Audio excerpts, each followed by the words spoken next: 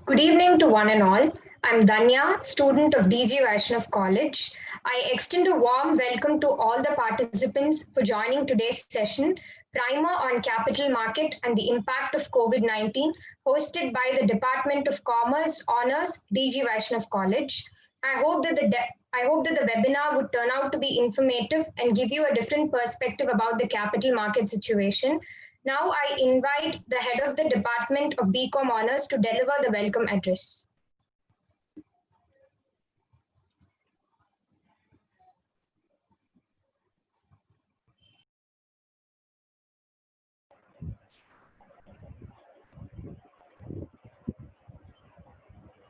Thank you, Danya.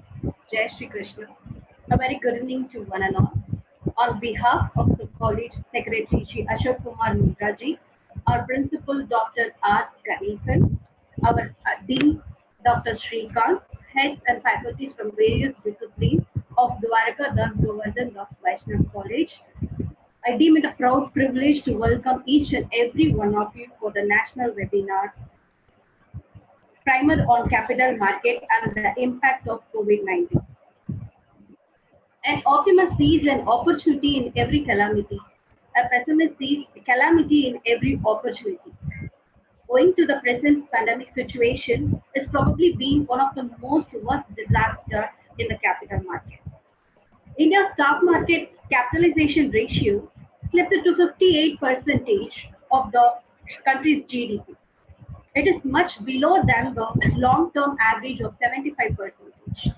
Keeping this in mind, we have decided to go with this theme for the webinar. I extend my sincere gratitude and welcome to the speaker, resource person, Mr. Ajit. Thank you so much, sir, for accepting our proposal. In spite of his busy schedule, he accepted our proposal. Thank you so much, sir. I welcome you. I expect Mr. Ajit will definitely address not only the impact of COVID-19, but also you suggest various strategies to revive the economy. Thank you.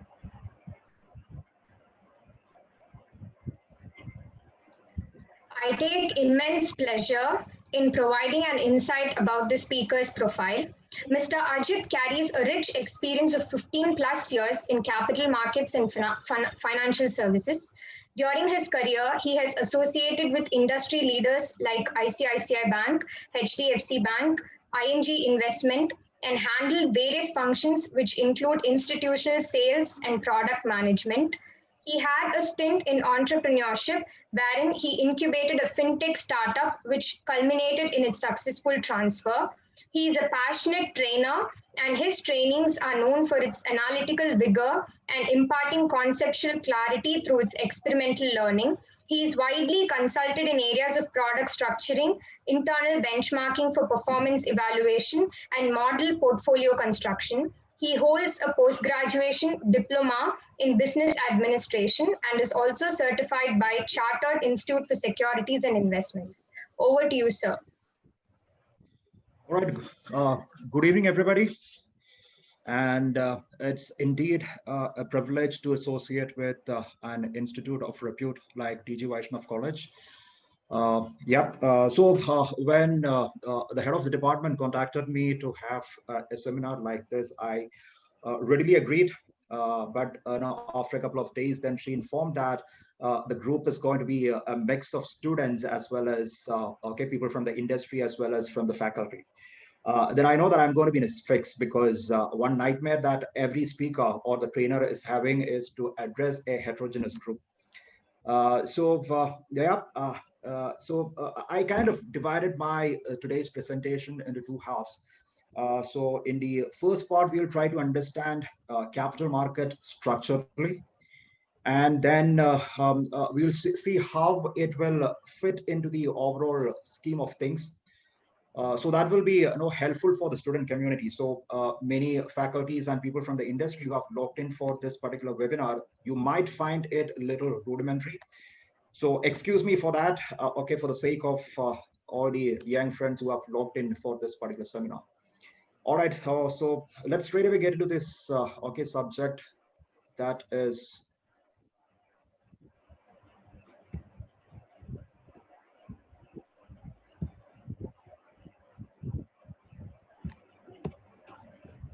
Yep, capital markets primer and its impact, okay, because of the COVID-19 situation, what all of us are facing right now.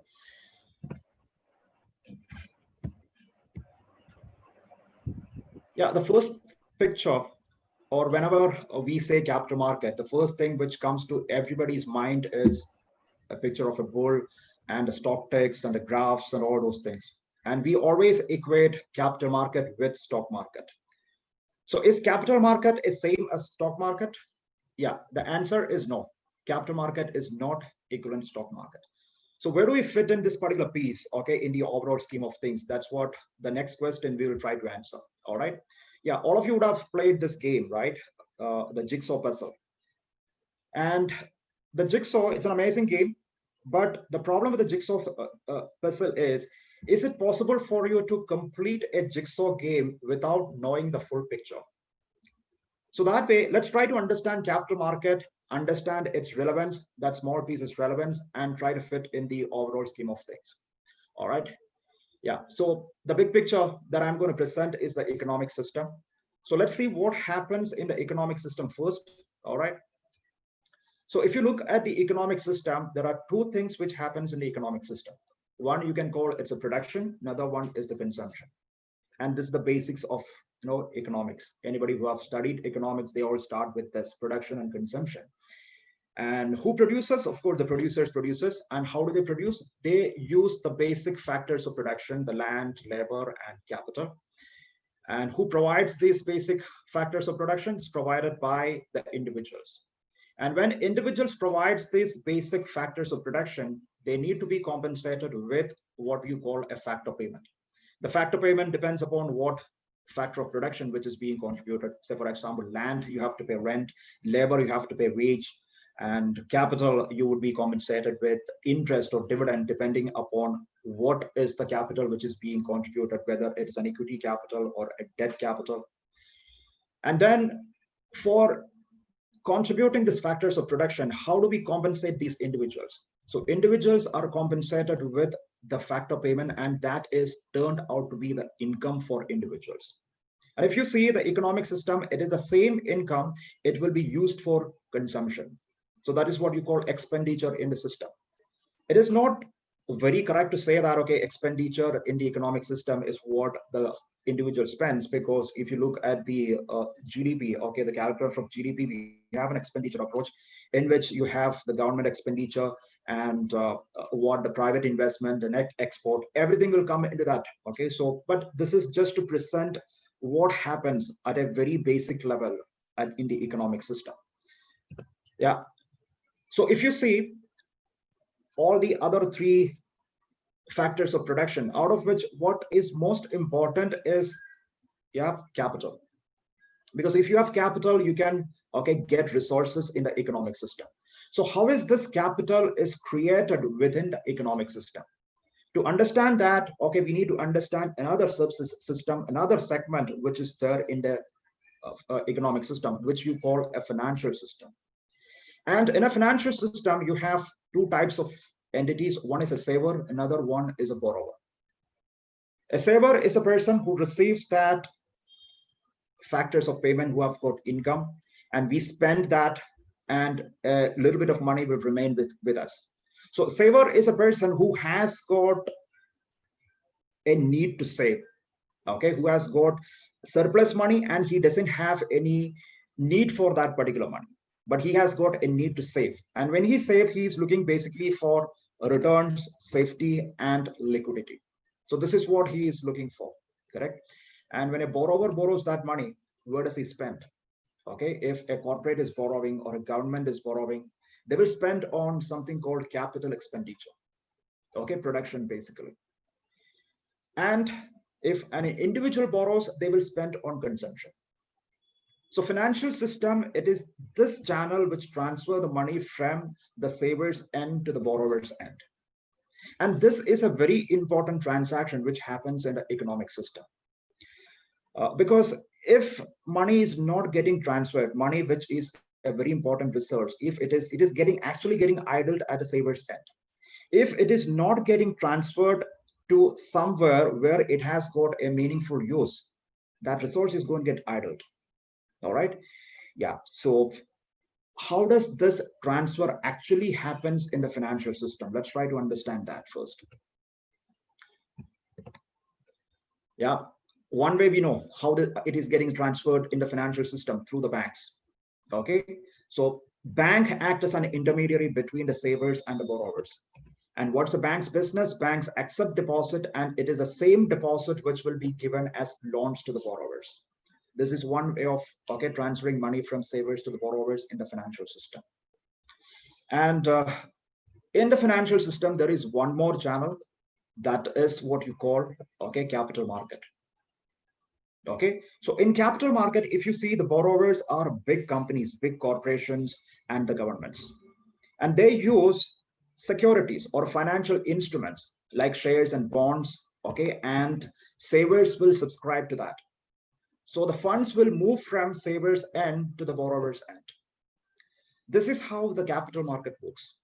So now you see, your capital market is going to be just a piece in the financial system. Okay, and then in Indian scenario, we have one more important cog within the system, that is NBFCs, non-banking finance companies. Considering the length and breadth of our country, in order to reach this lifeblood, which is finance, to the entire remotest arteries of the country, you need the support of NBFCs.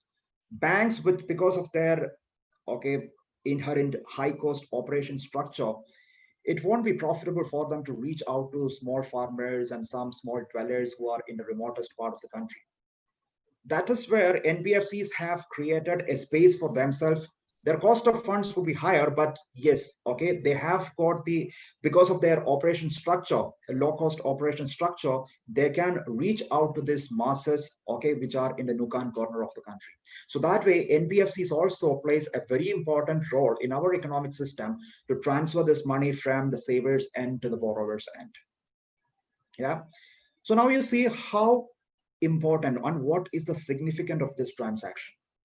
In every economy, people work, they will earn, they will have some property, they will rent it out, they will earn rent, and they have a need for saving. And imagine a economic system, imagine a financial system which doesn't have good banks, which doesn't have capital markets, which doesn't have stock markets. Where does people save their money? Yeah, the obvious choices would be, of course, gold and real estate. So these are called physical assets. The problem in saving with physical assets is there is no capital creation happens. Yeah, if you buy some gold, where does the reinvestment happening? If you invest in some real estate, there is no further investment which is happening from that, correct? So that being the case, basically your investment is going to, it's not going to get into a reinvestment process where capital is created like the way that we have seen in the capital market. So that is why even the governments wants to incentivize channelizing people saving into the financial assets, either a bank deposits or in equities or bonds or mutual funds kind of a structure. Yeah, so that it will contribute to nation building. Now you see, these borrowers are borrowing fund, and what do they do with that? As we have seen, they will kind of get into production and they will kind of expand their business. So basically, it will contribute to our GDP, gross domestic product. Our productivity is going up. And along with that, it will also generate employment, which is very important. India has got a growing population. So every year, millions of people are added to the job market, and we need to create job for all of them. So that way, this is a very important function which is happening in the economic system. And capital markets plays a very important role over there. Okay, so you know that the capital market structure, it has got a primary market and secondary market. Primary market is where the funds are raised, and the different methods which is adopted in the primary market are like your public issue of shares, and you have private placement. Public issue, you would have heard about IPOs, initial public offerings. Private placement is where the institutions offer their shares or the securities to a limited set of investors, usually financial institutions. So when an organization wants to raise capitals very quickly, they will go for private placements. And yeah, you would have rights issue. That is quite popular these days. There are plenty of companies which is coming out with their rights issue into the market right now. So wherein they want to raise capital from the existing shareholders. And then, yeah, secondary market is very important. For a thriving primary market, you need to have a successful secondary market. Why secondary market is required? Because we have seen that when a saver saves his money, the one important aspect that he looks for is liquidity. Okay, so whatever savings that he is having, whether it is in a bank deposit or something like an equity share or a bond, it is a financial asset, but it doesn't have a transactional value. And if he wants to convert it into something, okay, of some transactional value, he needs a secondary market. So the primary purpose of a secondary market is to provide that transactional support to the securities which is being issued in the primary market. Yeah, so stock exchanges represents that secondary market, and then you have their primary purpose is liquidity, as well as when you invest in a share, what's your objective? You want to buy a share at a low price and you want to sell it at a high price. We are looking for capital appreciation. So where does you realize your capital appreciation? Capital appreciation is also realized in the secondary market. Yeah, so for realizing capital appreciation, you need a secondary market. So these are mutually, or primary and secondary market, they are mutually complementary. As I said, if you want to have a very successful primary market wherein people has to raise capital, you need to have a thriving secondary market. So let's see how does it work. Let's say there is a company, okay, who wants to raise capital. What they will do, they will issue the securities to the investors, and then they will list their shares in the secondary market. That's the stock exchange. So like that, okay, in the economy, there are multiple companies who will raise capital from individuals and list their shares in the stock exchange. All right. And then let's assume that if one of the investors who have invested in company A's share and he wants to sell it, he cannot go back to the company. And for him to access liquidity, he has to put a sell order in the stock exchange. And when his sell order, once it gets matched with a buy order from another counterparty, another investor in the market, that's when the transaction gets executed. The seller will get his liquidity and a new investor comes into the picture. And then, yeah, if this investor wants to sell his shares, yeah, he will also put a sell order in the secondary market in the stock exchange, and his order will get matched with someone else's buy order. And it is big through this order matching process. Okay, transactions get executed in a stock exchange platform and transactions takes place. So this is how primarily a capital market structure looks like. And now when I say capital market, it is not confined only to the stock market, what we have seen. Stock market, which is a secondary market, that's not capital market. Capital market is an all-encompassing system which include your investors, which has stock exchanges, which has got brokers, which has got various investment banks. It has got sub-brokers, it has got depositories, it has got clearing agents, it has got custodians, it has got registrars, it has got credit rating agencies, mutual fund companies. I don't know whether I have left out anything. Okay, you have debt markets. So everything put together, the sum total of that is what you call a capital market. And we have seen the function that capital market has in the economic system. Yeah. So normally I start all my presentations with this introduction because it is very important to understand this, okay, vital, okay, picture. Then only you will be able to appreciate, okay, whatever further inferences that you have to make from this. All right, now, coronavirus disease 2019, we know this as COVID-19. So all of us are going through an unprecedented situation, and nobody has this kind of a situation, at least in the last 100 years. So the obvious question is, what's next? What's going to be the impact of coronavirus disease? I really wish I have the answer to that question. I at least wish at least one person in this world has got an answer to this question. You ask the presidents, the prime ministers, the people who are supposed to take care of us, they don't have an answer to this question. Because as I said, this is something that we have not seen before. All right. So how this situation is going to transpire in the future. So that is what all of us are eager to understand. Because all the whatever it is going to be, the future, that will have a profound impact on us. Everybody is saying that, okay, the world is going to change. The way that we see the world and the way the people work, everything is going to change. All right. So let's see what happened. Okay. Based on the discussion that we had, how this situation is going to transpire. Let's just try to understand that.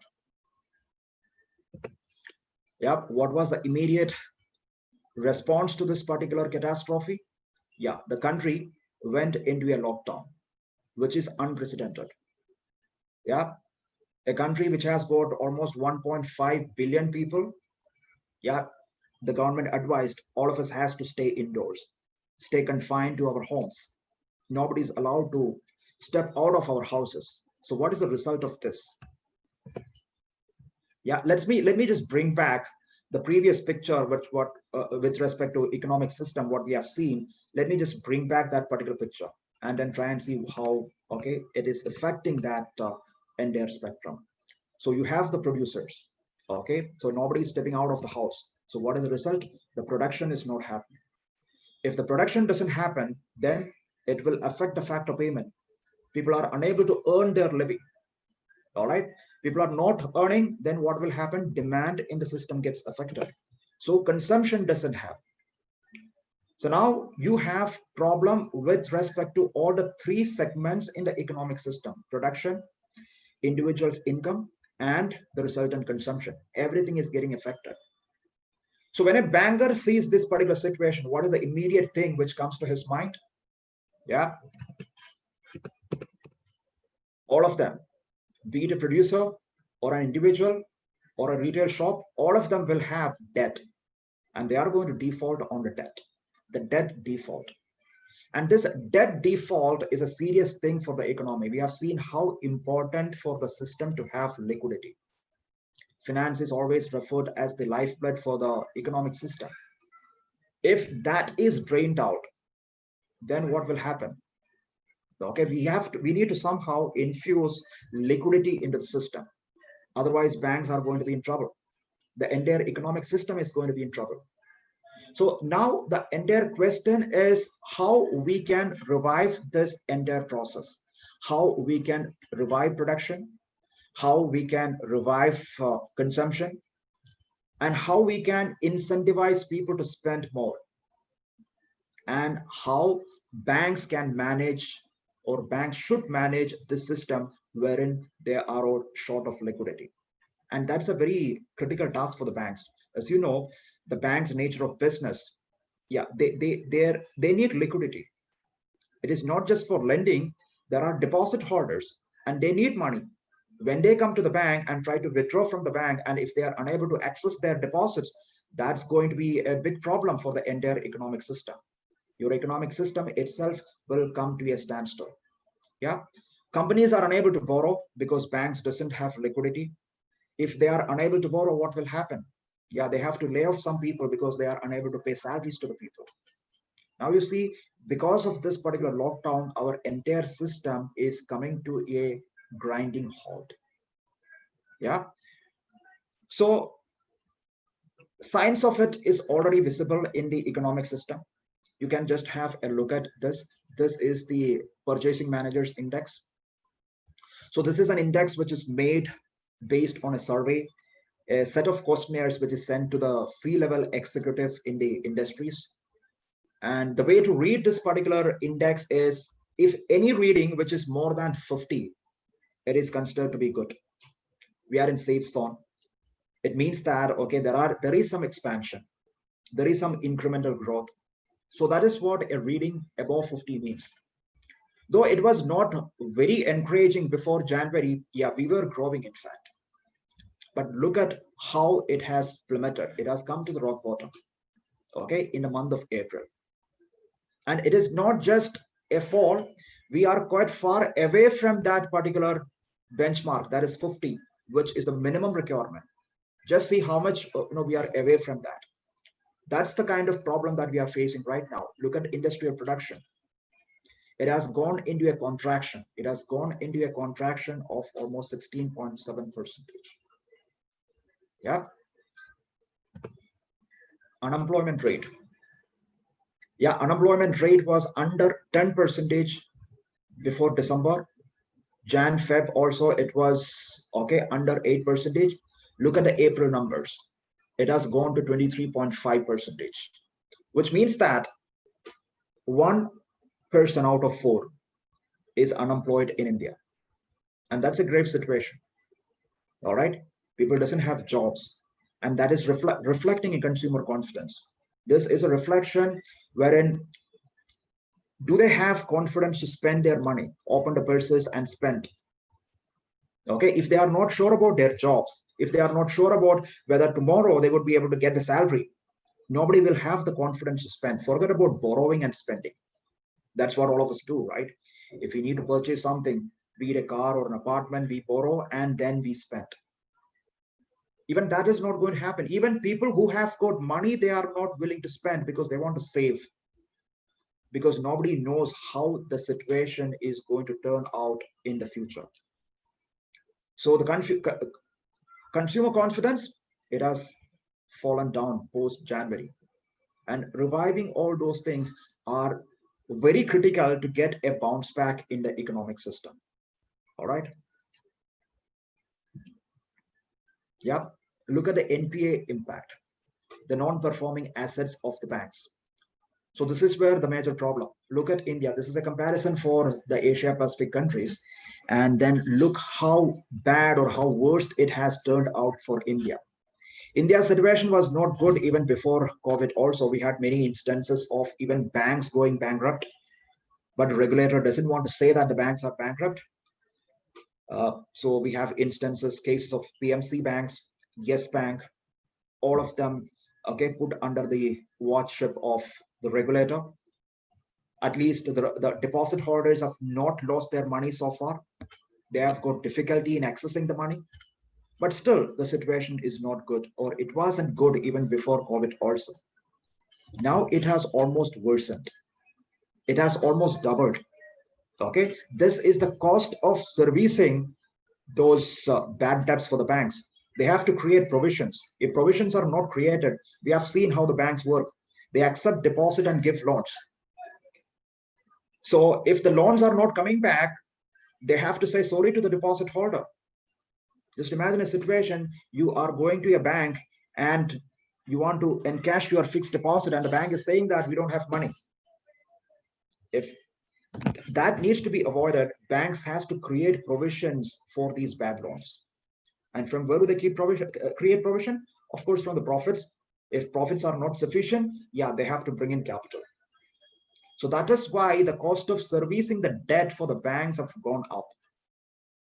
And we have to look at, okay, even deeper. And then only we will be able to understand the gravity of the issue.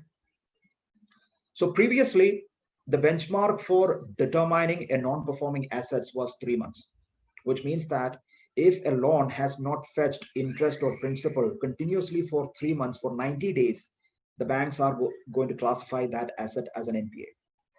Now that period has been extended to 180.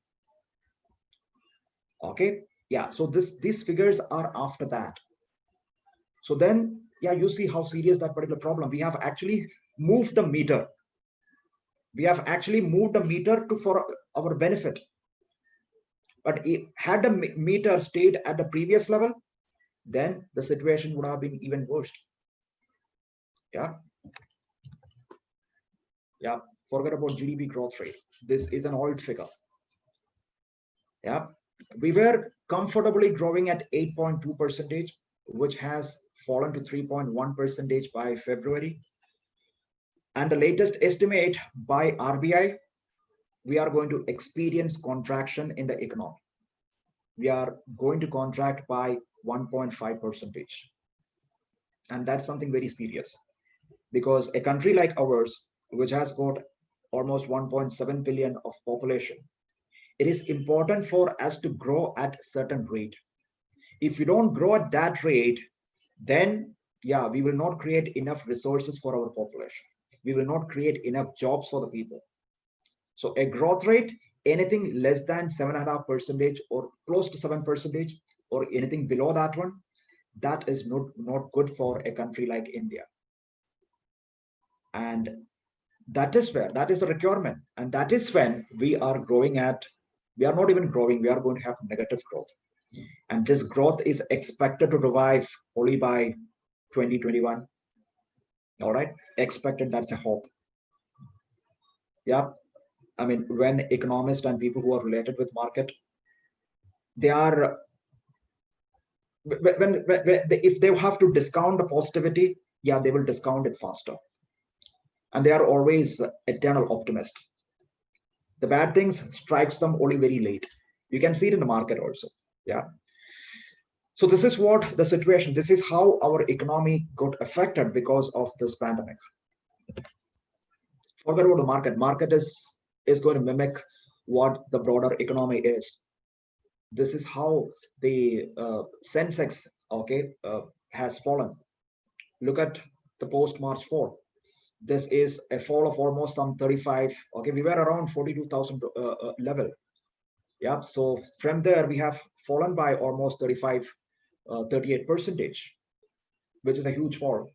All right, yeah, and just see when this particular fall has started. Yeah, it is only by the Feb mid. That's when the market started kind of discounting this factor. But we know that there is something called Corona, there is something called COVID. Even during December itself, the first cases started reporting from December, and people know that okay, it is going to be a pandemic by January. But yeah, market started discounting that factor, okay, only quite late. In fact, that's what I said. Market will discount positive news much faster, but market will be late to discount the bad news. But once that happens, the fall is going to be this steep. That's why the market falls in situations like this are always steeper. You take 2007-8 crisis, the subprime crisis, the situation is more or less similar. It was not anything different. People know that there was some trouble in the making. It's going to be a bubble. And despite that, 2006 and the beginning of 2007, market was zooming. And when the market started falling, yeah, it was a sharp fall. The reason is like, yeah, market will discount bad news late, but when the discount happens, it's going to be a steep fall. Yeah, last 3-4 days has been good for the market, but that's not enough, because unless the broader economy revives, yeah, any market going up, it won't be sustainable. All right. So there are some concerns in the market, not just in the market, in our life generally. And whatever concerns that I'm going to list out, it is not just related to the market or the economy. This is something that all of us are going to face.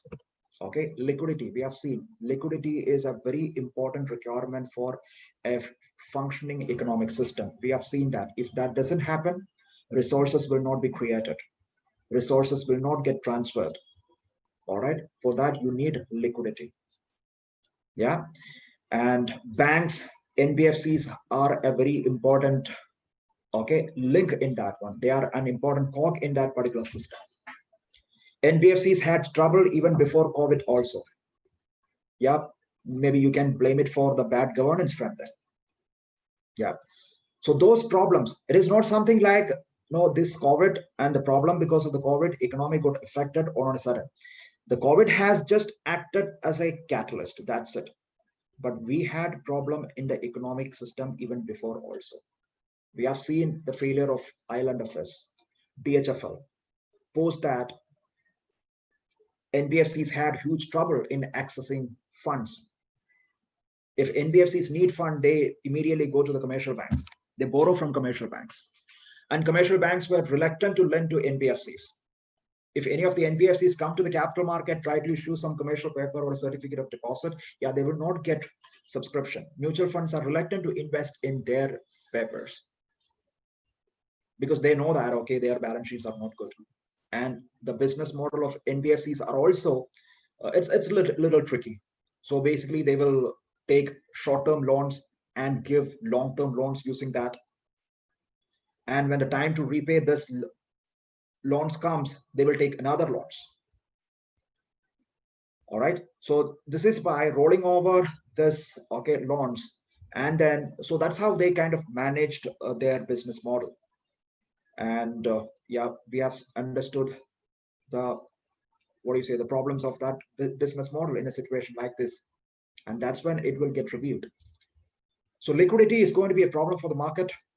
All right, and that's what the government is also trying to address. The government has come with a 20 lakh crore revival plan, and they have also come out with plans like putting equity infusions into MSMEs.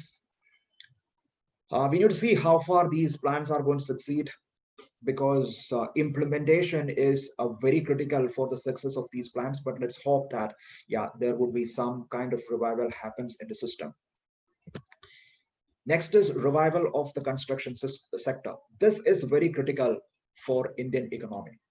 If you look at construction sector, they are the second biggest employer in the country after agriculture.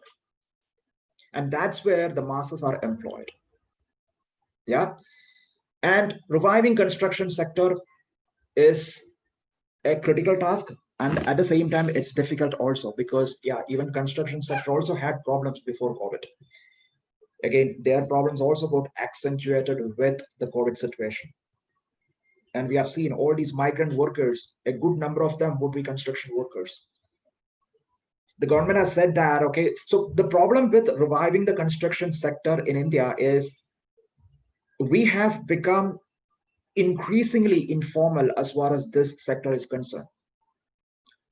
Okay, normally what happens, at time advances, we will have some progression, but as far as construction sector is concerned, it has become increasingly informal with respect to time. You just see how the work gets done in the construction sector. You will have a project company, a big construction company, who secure contracts from the government and the private sector.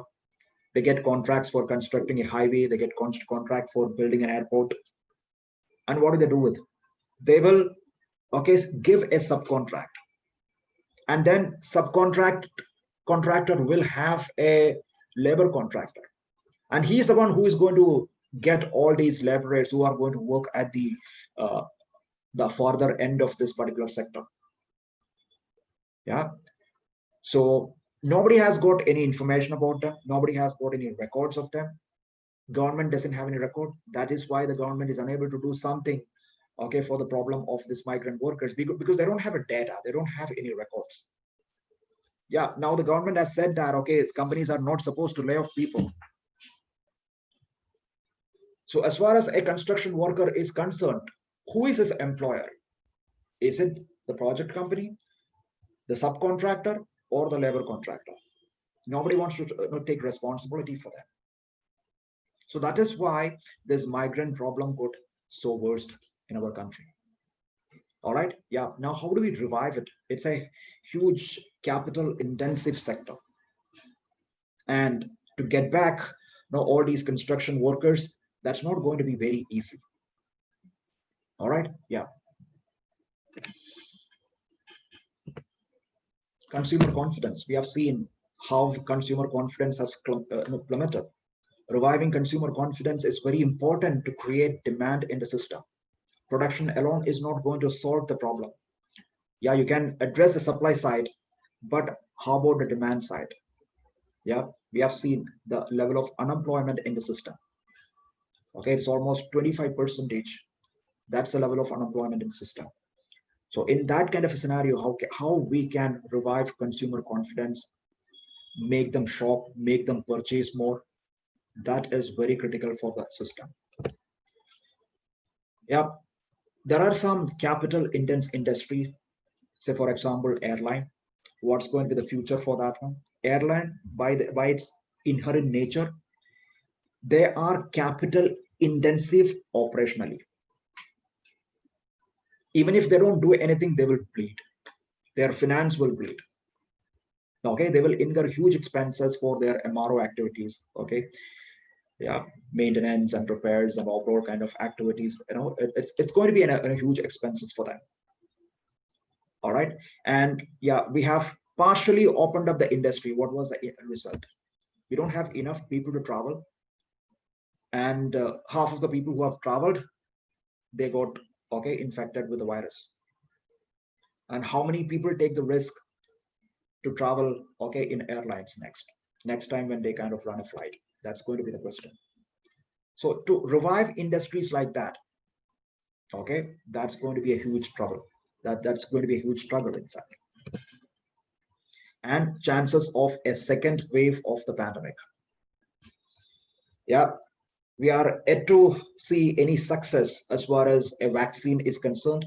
Even if we get some idea about a vaccine, it takes a lot of time to test it in the humans, understand its dosages requirement, and then we have to get into mass production.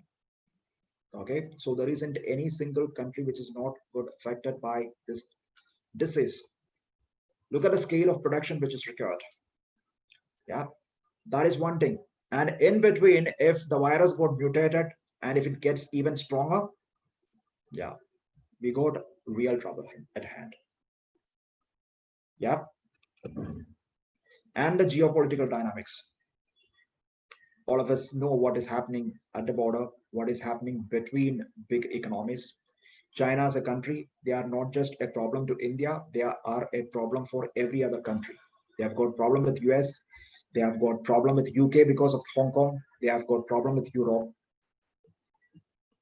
Yeah, so 3-4 years back, everybody was talking about globalization, open door policies. Okay, world has to become a single market. So that situation has changed now. Yeah, now the political system has moved more towards the right, and then everybody want to protect the national interest. But how far it is possible? So we have seen the benefits of globalization in the 90s. Okay, yeah, the basic economic theory also says that, correct? The comparative advantage. Yeah, resources should move to a location where there is comparative advantage. And in a restricted capital movement scenario, restricted resource movement scenario, how we can have comparative advantage? Yeah, you can have a comparative advantage, but your capital is not mobile, and your factors of production, the labor is not mobile, then you have a problem there. So geopolitical situations are not very conducive to bring back or kick back that particular growth in the system. All right, so I am kind of painting a very gloomy picture. Yeah, so I just want to see the reality and then see what we can do in this difficult situation. So it is important. Okay, there is one more thing, that is availability of essential. Yeah, I just forgot to mention that. I think so far the governments, both central as well as the state governments, manage this particular situation well.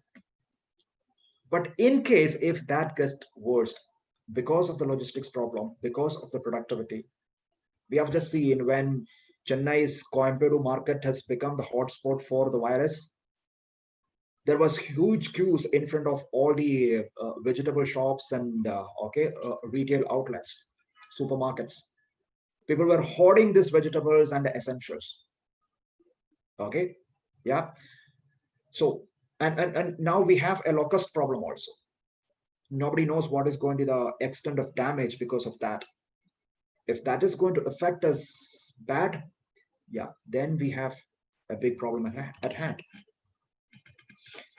Yeah, so despite this gloomy situation, yeah, we have to look beyond this crisis. That is very important, because as ma'am has said during the introduction, amidst all the crises, there will always be opportunities. And we have seen new opportunities emerging. I'll give you an example. You know about Alibaba, right? The Chinese company. Alibaba, they founded the company in 1999, and the company was really thriving. It was a B2B business, a business to business kind of a business. And by 2003, they have decided to get into the B2C segment, business to consumer segment. And that's the time a pandemic broke out in China, the SARS virus. You would have heard about it. Yeah, actually, Chinese people, this is something not very new to them. They have gone through it several times. Okay, yeah. So SARS has happened. So yeah, that was the time. Okay, the Alibaba, Jack Ma, and his team, they have set a deadline for launching their B2C business. And unfortunately, one of their employees also got infected with the virus. So because of that reason, office cannot function. So they sent everybody home, but they have allowed them to carry the work home as well, so they can work from home. And Jack Ma and a couple of his developers, they holed up in his apartment and worked on that application. And they could launch that B2C portal within that deadline itself. And that exactly was the time most of the Chinese customers, consumers, they got locked in their houses because of the virus. And the business flourished.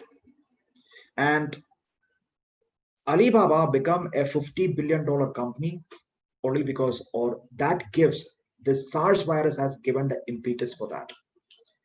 And we have also seen how the business dynamics have been changing because of this, okay, virus. So new opportunities will keep coming. All right. And now the more flattened world. The world is already flattened and it has become even more flattened. And this is enabled through technology. Yeah, there were pandemics even before also. The Spanish flu. But situations are quite different right now. All right. All of us are networked through technology. Yeah, I think now I'm speaking to all the students in D.G.Vaishnav College sitting at my home. Okay. Yeah. Otherwise, how it would have happened? Maybe I would have traveled to your college, and then we will be having this particular seminar in your auditorium. Now see, yeah, it has become more convenient. Okay, I don't have to travel. Okay, it is a more flattened world that we are living in right now, and that's going to change the way we work. It has already changed. Yeah, in a week I used to have at least two client meetings, and it has been months now. Okay, I've actually shook hands with a client. Yeah, so that's how the things have changed. Yeah, and this is an opportunity, and I would say this is an opportunity for youngsters like you also. Okay, because hiring by companies are going to change. Maybe one of you can get hired by a big investment bank in New York, and how does it matter to them, okay, whether the guy is from Seattle or Chennai, if they are going to work from home? So that's the opportunity for you. So important thing is like you should upskill yourself with the relevant skill to take advantage of this opportunities. So skills are going to be of paramount importance. Okay, yeah. So find out your space, what is your interest area, and try and see whether you can get some, okay, you can find some certification courses on that one, because certification courses will help you to showcase your, what do you say, skill set. You can put it in your resume. You update your Naukri profiles with that certification. Yeah, searches will immediately land in your profile. Yeah, but important thing is like skill is very important. Yeah, because you are going to compete with, okay, people across the world, and it's a more leveled world, correct? In order to get access to this knowledge, it's not going to make a difference whether you are going to be in London, Paris, or New York, or in Chennai. So that is what the advantage of technology. Okay, even, yeah, most of the colleges have kind of moved into online platforms to deliver classes. And yeah, there are a lot of certification courses which is available there in the net as well. Okay, so that way it is important for especially the young friends who have logged in for this particular seminar to upskill themselves. Okay, and you also need a means to showcase your skills. Yeah, certification is the best thing for that. Yeah, freelancing is going to gain momentum. Companies have seen the problem of keeping a big payroll because they cannot really sack them when this kind of a situation comes in. The government says that okay, don't sack people. Yeah, that's trouble for the companies. Okay, yeah. So the endeavor of the company is going forward. It will be to okay maintain a thin payroll and hire as less people as possible, and just hire people only for their okay requirement. Ask, give them job, give them work, let them finish the project, pay them fee, and they have a handshake and then leave them. That's it. Okay. Yep. So I mean, take my example itself. Okay, if anybody has to hire someone like me, okay, with 15 plus years of experience, we are not going to come cheap. All right, if we are going to be in the payroll of a company, but they can still make use of our skill sets, okay, as a freelancers. Yeah, so freelancing is going to be the norm for companies to get their work done, especially some okay areas uh, which require some special skills. All right. Yeah, I think it would be right on my part if I don't talk about the market. Okay, just talk about the economy. Okay, so market, does the market give any opportunities? For that, we need to understand the structure of the market, how the market is composed of. Yeah, our economy is comprises of multiple sectors, and there are sectors and there are businesses who can take advantage of this situation, the situation at our hand. Pharma companies are an obvious example. Everybody is worried about their health, and there are many pharma companies. Okay, they are into the okay. I mean, they are looking for a vaccine for COVID, and if anybody is successful in what do you say, discovering something of that sort, yeah, it is advantages for them. Okay, and that stock price are going to zoom. Yeah, so that is actually getting reflected in the pharma company's share price movement. Most of the companies are better than what it was before COVID-19. All right, FMCG companies, nobody's going to stop taking bath because of virus, right? We have in fact okay increased our usage of hand washers and sanitizers and things like that. So there are companies like this which is going to get benefited out of this situation. All right, yeah, specialty chemicals. All right, a large cap any which ways they have recovered, but not to the extent what other companies are doing. So like this, there are pockets within the economic system which is going to get benefited from this situation. So look for such opportunities. When I share this concept, there these news and this list, this is not an exhaustive list. I've not put everything into this particular slide. Uh, Look at digital companies. All right, yeah, digital companies, internet service providers, all of us are sitting at home. We are making use we are making a lot of data, making use of lot of data. We are watching Netflix, Amazon, Hotstars. Yeah, so for yeah, so digital companies, okay, internet service providers, they are going to get benefited out of this particular situation. Yeah, and then when I share these kind of investment ideas with my clients or okay uh, the companies which I associated with, the immediate response is going to be yeah, they are already run up, they are already overpriced. Is it the right time to get into these segments, these sectors? The answer to that question is yeah, these companies have already run up, they are overpriced.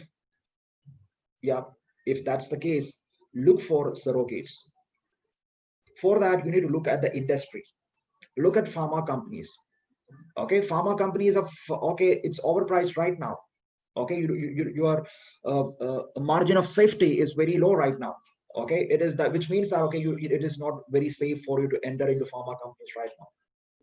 But there are API companies, API manufacturers, okay, active pharmaceutical ingredients. Okay, there are companies which are into contracted research and manufacturing. All right, so look for companies like that, companies who are into biosimilars. Look for companies like that, which is an ancillary to this one. All right, FMCGs. All right, look for the companies which makes the flavors and the fragrances for these FMCGs, for the FMCG products.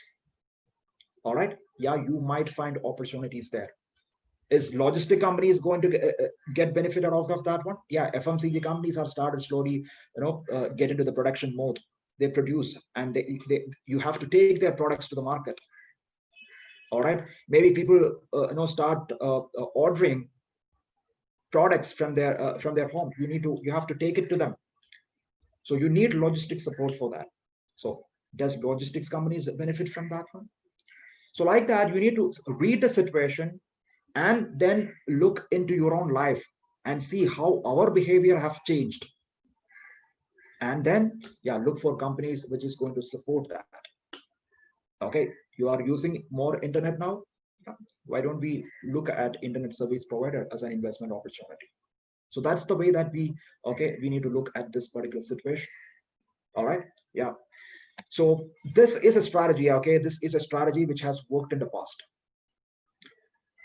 If you look at 2009, 8, 9, okay, your auto companies had a dream run because of this money which the governments have put into the hands of people. So there was a pay commission revisions and all those things. Auto stocks have just gone through the roof. So even at that situation also, everybody wants to get into auto companies. Yeah, same situation, overpriced auto stocks. Do we have opportunity there? Yes. Okay, we looked at auto components, okay, ancillary companies, and just see the your focus should be on FI10 and FI11. Just look at the growth which has happened in between FI10 and FI11. Okay, the auto companies, they experienced that rise in share prices in 2008-9 period. All right, but growth in auto component parts, that came a year later. So looking at surrogates is an investment idea that can work. We can still look for such opportunities in the market. All right, yeah. So what the market has to offer now, the market is not a broad-based market. So previously, if you're a fund manager, your job is easier. You invest in any sector, any company, you are going to generate some return for the investors. So that situation is going to change now. Now, growth is going to get confined only to the pockets, some segments in the economic system, and identifying and understanding that segment is very important.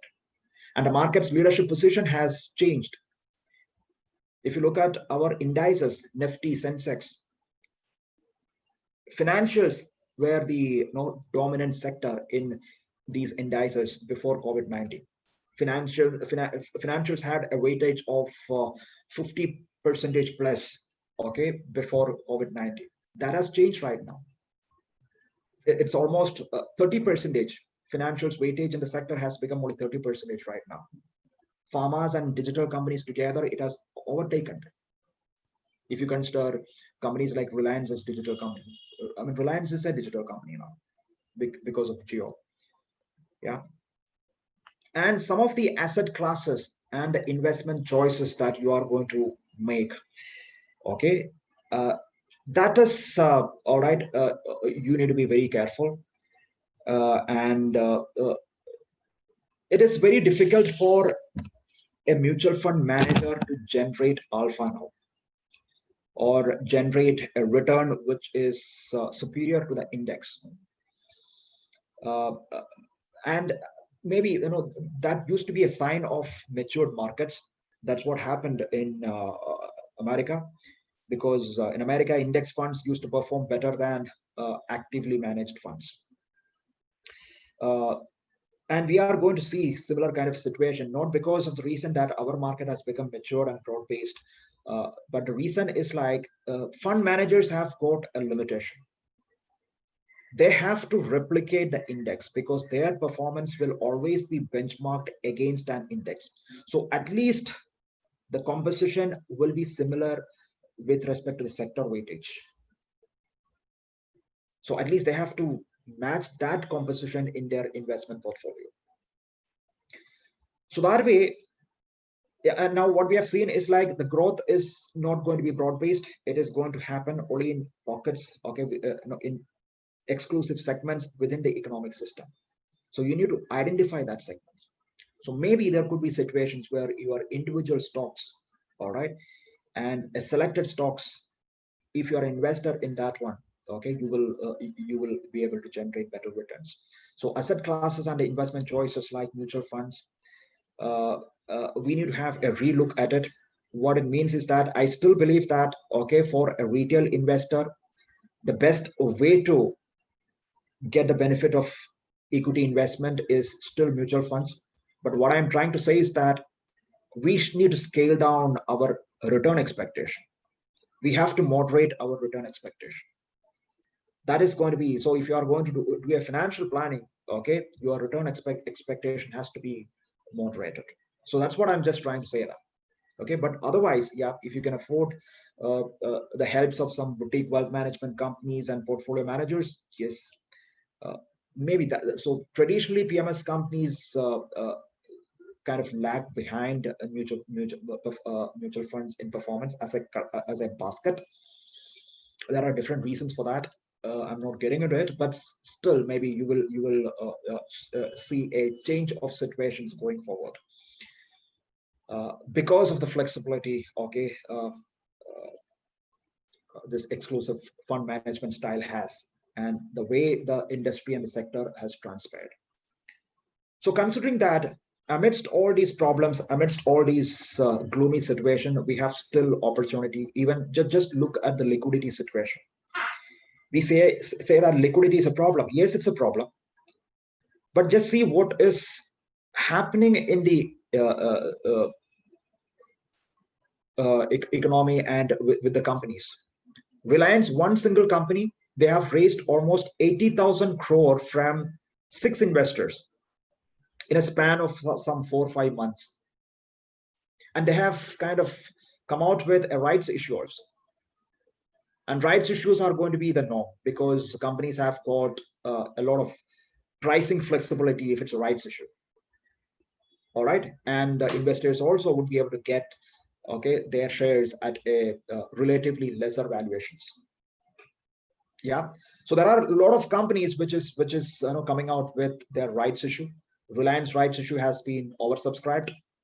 So though I said that liquidity is a problem, yeah. So for a right business idea, a well-managed company, for them to access liquidity wouldn't be much of a problem. Tata Power is going to come. Future Retail is going to come. Okay, with the rights issue. So now, yeah. So previously we never used to see these many rights issues happening in the market. Now there is a flurry of rights issues which is going to happen in the market. There are companies which is looking for buyback opportunities because share price have come down. Yeah. So buybacks are an excellent opportunity for investors to get a premium in the market. Yeah. So that way, yeah, there is liquidity in the market, but the important thing is, yeah, how we can provide liquidity at the consumer levels so that we can revive demand. So that's the reason why the governments have come out with, okay, financing MSME plan, and it's not just loan which they are planning to give. Government is going to partner with MSME, which means that they are looking for capital infusion, equity infusion into MSME. That's what the new package which they have announced.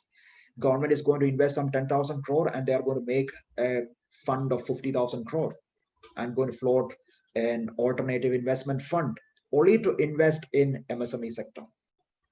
So that measures, let's hope that, okay, it can bring some liquidity into the market and we will see the economy bouncing back. And I am a firm believer of human ability, and our endeavor will definitely see that, okay, we are kind of getting over this situation successfully. As somebody said that we are actually living through history, and this is history, and we are a part of it. It is not, unfortunately, it's not a war. Okay, it's not. It's a situation that we have to face. We have to tide over.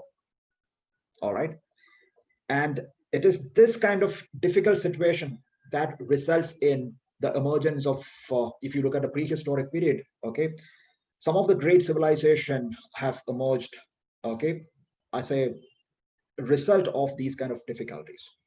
You look at the world wars, okay, what happened at world wars? Great nations has been, okay, created, okay, after the wars, okay. Towns and cities and the countries has been destroyed to the soil, but they have bounced back from there. All right, yeah. Even you look at us, so we kind of, okay, shaken off the shackles of, okay, ages of oppression and occupations, and then in 70 years we built the biggest democracy in the world, a thriving democracy, all right, a functioning democracy.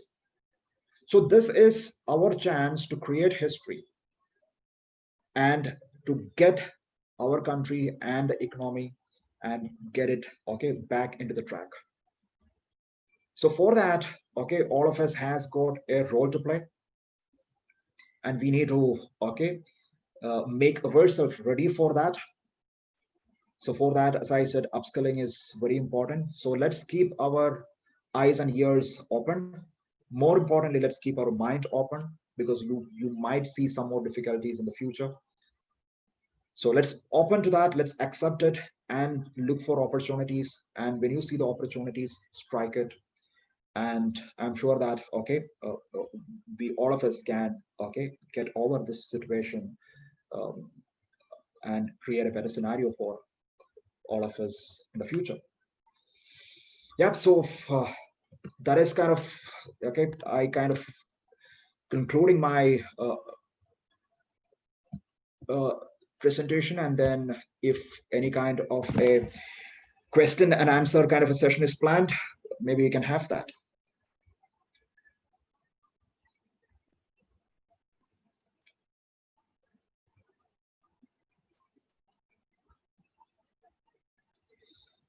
Okay, do you think Sensex and Nifty rebounding?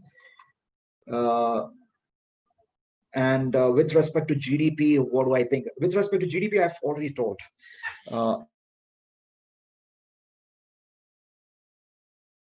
Expecting a contraction, and that's what RBI's that's what RBI's research also says. So we are going to experience a contraction in the GDP. We might see a contraction of almost 1.5%, and that's going to continue maybe till the end of 2021 financial year. And post that, yeah, we might have a growth of 7%. So basically, your markets, broader markets, Sensex and Nifty, it should reflect the actual economy, the underlying economic system. So when the growth comes back, yeah, these markets are also going to, will capture that particular growth. So that way, if you see, I mean, if you look at markets like America, which has got a long history of capital markets, and they have seen and they have gone through all sort of situations, right from the, okay, recession of 1930 to 2007-8 recession. So the market has, okay, if you are a long-term investor, okay, yeah, the market is always okay, moving upward. But intermittently, yeah, we have what do you say? We have downfalls in the economy. So that's the time that we have to stay invested, protect the downside, and maybe moving to sectors which are likely to get less impacted. And at the same time, amidst all these problems, okay, you can still spot opportunities in the market. And yeah, and then yeah, so that's the way I see it. But from an, you know, sector perspective, or from an index perspective, yeah, index will definitely reflect the prospects of the economy. and the expectation about economy is like it is likely to revive by 7% by next financial year. If that's the case, okay, yeah, your industry or the index is also is going to reflect the same. So in a present situation, investment in mutual fund advisable? Yes, as I said, for a retail investor, uh, mutual funds are still the best option available to them, because I generally don't advise anybody to get into the equity market directly if they don't have enough experience. Otherwise, okay, they should be able to afford the support of some boutique wealth management companies, portfolio management companies, and yeah, so that way you should keep still, okay, invest in mutual fund. All I have said is, yeah, we have to moderate our return expectations, and on a relative basis there can be some select sectors, okay, within the economy, and you find better growth there, and that's not for everybody. Okay, this is to just to give a market perspective. I've just given that. See, SIP as an investment strategy, it has and my advice is, the strategy itself is kind of work in such a way that it should be able to take advantage of the ups and downs of the market. So there is only one rule when it comes to equity investment: invest for the long term. Don't look at equities for the short term. And from that perspective, okay, if you are planning for your retirement and your retirement is something like 7 years ahead, 10 years ahead, yeah, please continue do your SIPs, because these situations are not going to linger. It's going to change. And whatever investment that you are going to do right now, it is going to fetch you, okay, more number of units. And that is where the success of SIPs are. And that more number of units which you are acquiring at low prices, at lower unit prices, that will bring down your weighted average acquisition cost. And when the market revives, you can capture the growth of the market in more number of units. And that's how that particular process works.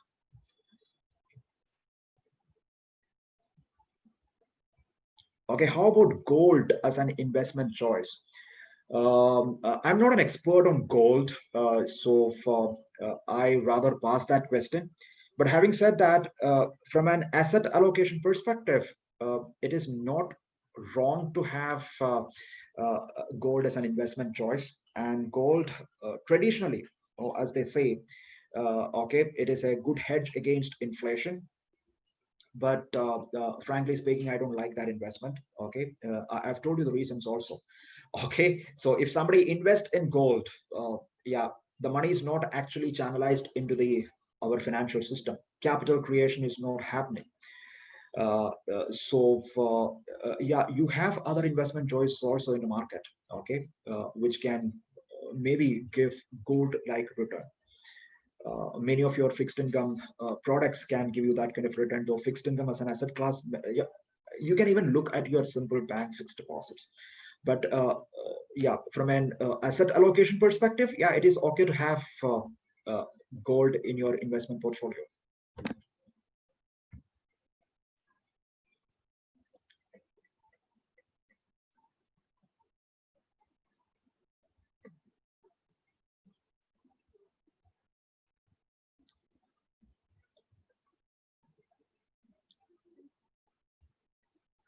Is it the right time to buy units of Yes Bank? I'm sorry, I cannot comment on individual stocks on a platform like this. Uh, yeah, yeah, I'm bound by certain non-disclosure agreements, and I don't. Besides that, I don't want to get into any kind of a regulatory troubles, so I cannot comment on individual stocks. Yeah. Long-term equity fund in long-term equity fund in mutual funds are advisable to invest.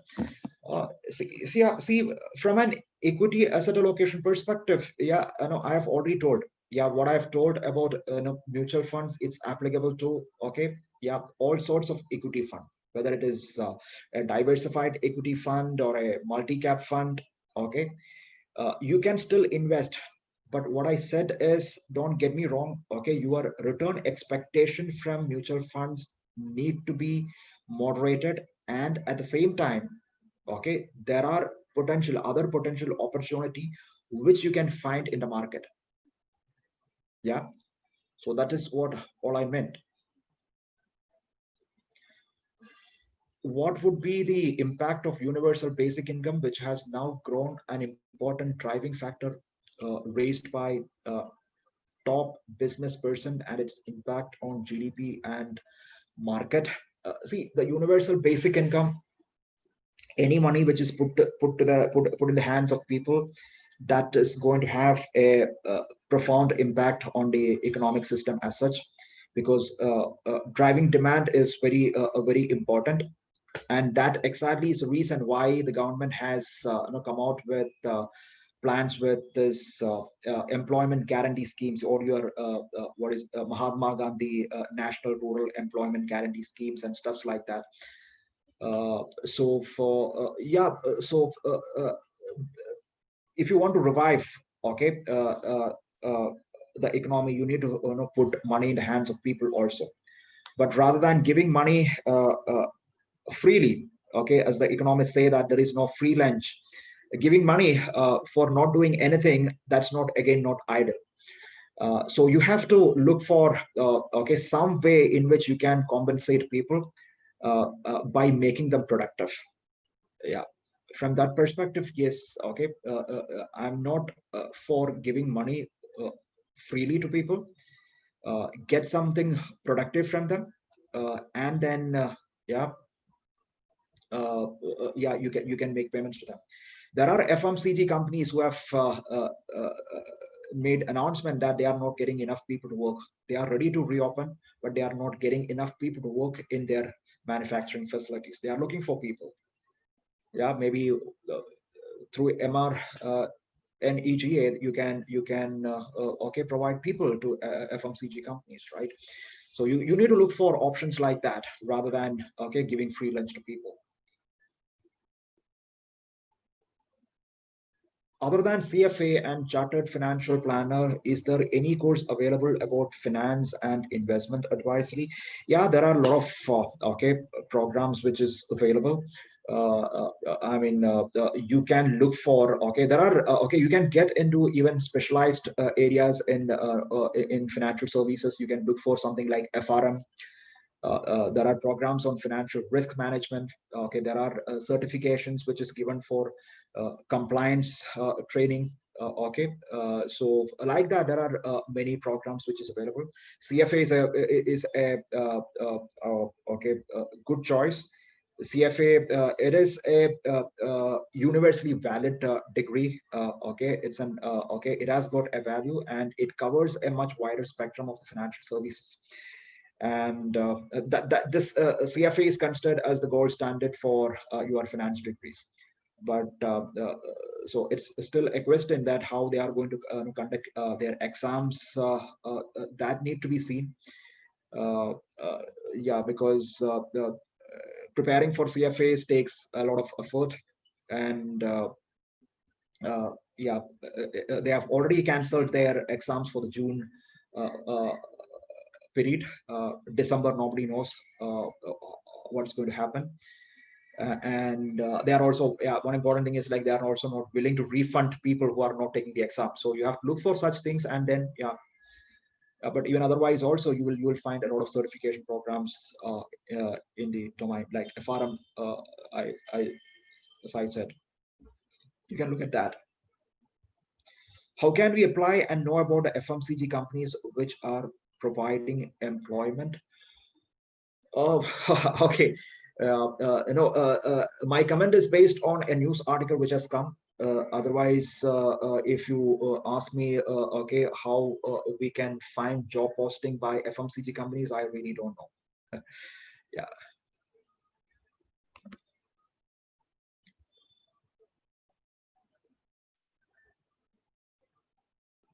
So what's your view on sovereign gold bonds? So you see, sovereign gold bonds, it's a good initiative from the government because, as I said, even government wants to, what do you say, channelize people's money saving. They want to divert it from physical assets like gold to financial assets. So that way, yes, I support sovereign gold bonds. Yeah, and gold as an asset class, it used to perform when the other asset classes are not performing. Recently, we have seen a run up on gold prices, and then it started trending downwards. But still, yeah, as an asset allocation perspective, rather than investing in uh, physical gold, it would be more prudent to buy sovereign gold bonds, which is issued by the government.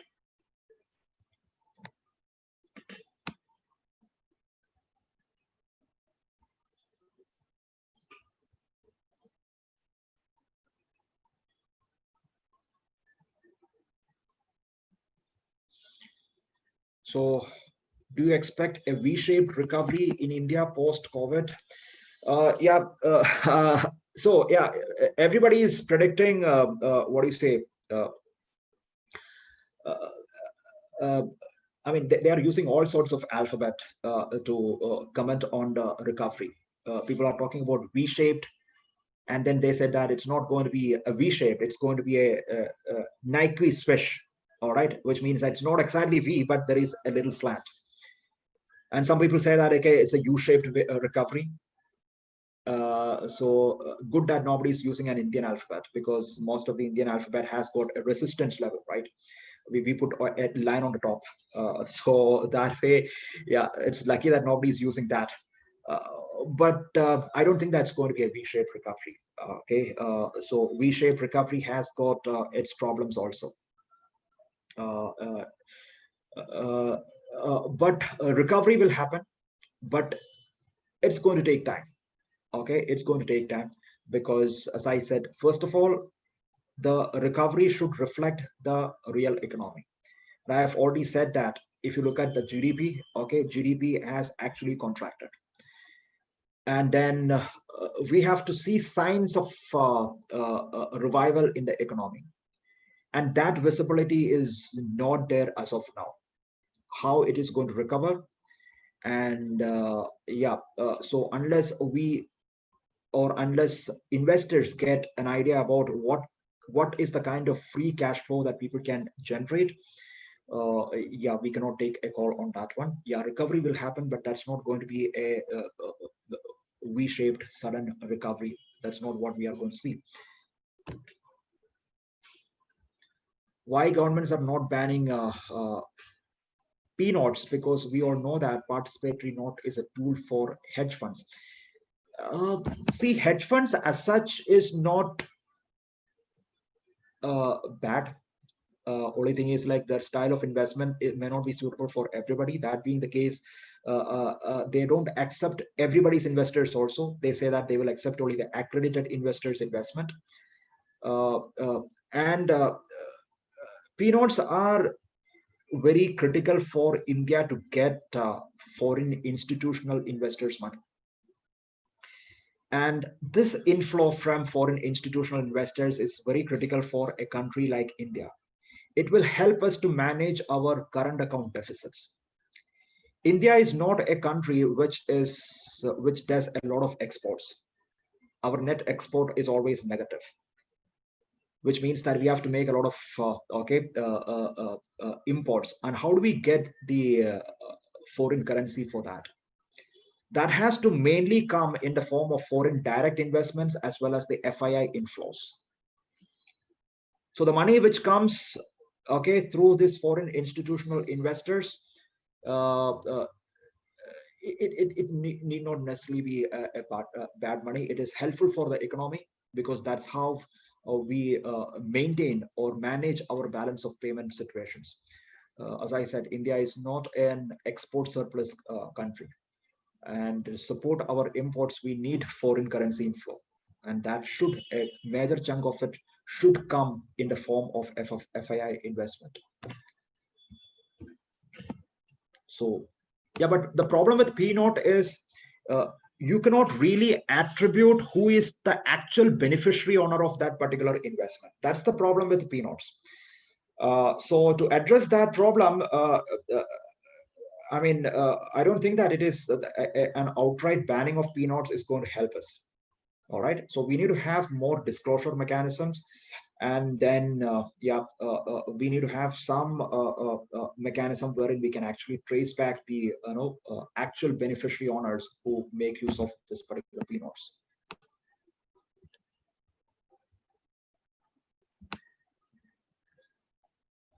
How the migrant laborers' livelihood can be improved. What is the system that can be used to recover the capital market? Yeah, I really wish I have the answer for that question. And first is, I'm not in that kind of a stature to answer this question. This is a question which need to be addressed by the Minister of Finance and people like that. But still, okay, let's see how we can revive the migrant laborers' situations. All right, we need to understand what exactly is their problem.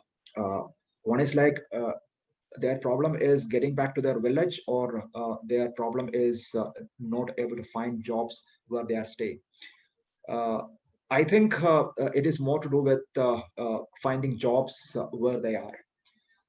If they can find job, they don't have any need to go to their villages. So that being the case, as I said, you can look at these employment guarantee schemes, which is this minimum employment guarantee schemes, which is announced by the government to revive their situation.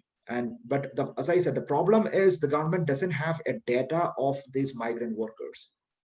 Sometimes, okay, there can be a situation where a good chunk of them could be Bangladeshis also. Okay, not necessarily that all the migrant workers are Indian citizens. So that's the what do you say, scale of lack of data, that scale of problem that we are having. We don't have much data on these migrant workers unless we know the what do you say, the intensity or the gravity of the problem, how we can address it.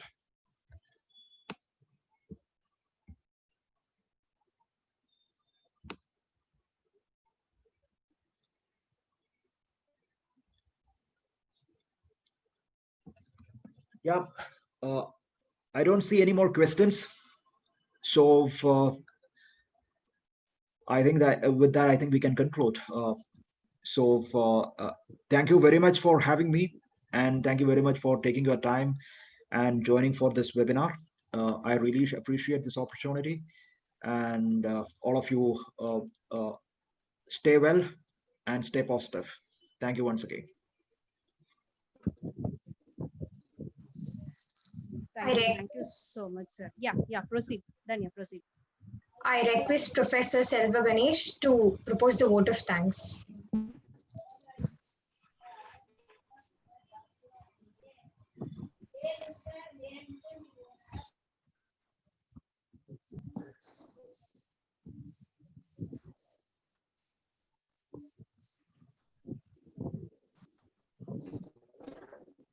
Thank you, Danya. Good evening to one and all here. The roots of all this are the solid of appreciation of goodness. With these plans, I am here on behalf of Department of Commerce owners. It's my privilege to propose a vote of thanks for this webinar. Sorry to interrupt. First of all, I thank our eminent speaker, Mr. Ajit, for sharing his time with us by a clear presentation and the lucid presentation. So wait, ma'am, I'm checking for my. One second, sir. Your voice is not. Now it's okay, ma'am. Try again. Sorry for the interference. Good evening, all. It's audible, ma'am. Yeah. Okay, ma'am. Thank you, ma'am. Thank you, Danya. Good evening. Good evening to all. Good evening to all. Good evening to all. Yes, sir. Audible. Proceed, sir. Proceed. Good evening to all. The roots of solids, the roots of. It's clear, sir. You can proceed.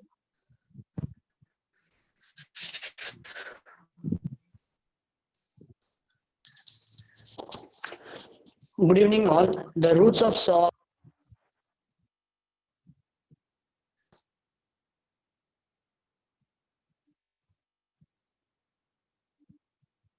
Okay.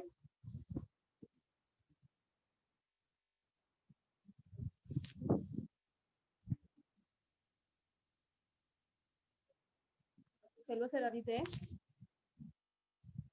Hello. Okay. So thank you so much, sir, for the lucid presentation. So I have noted some points. Thank you so much for the various reviving strategy, number one. And number two, so now we know where we need to excel by upskilling our knowledge. Thank you so much, sir. Once again, thank you so much for accepting our proposal in a short span. So, thank you.